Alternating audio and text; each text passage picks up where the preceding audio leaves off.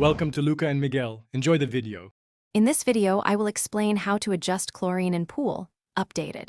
Start by testing free chlorine, combined chlorine, pH, and alkalinity with a reliable kit, then write down the numbers and water temperature. Warm pools need different adjustments, and cloudy water often signals combined chlorine issues.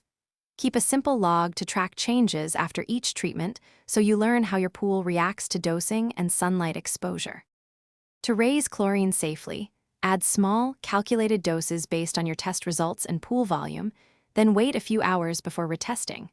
Dissolve granules in a bucket if instructed, and distribute evenly around the pool while the pump runs.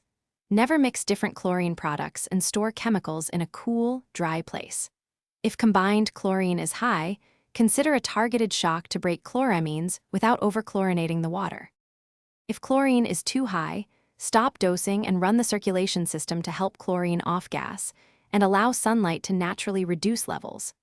For a faster fix before swimming, use a chlorine neutralizer at the recommended dose and retest after circulation. Be cautious about combining neutralizer with other chemicals.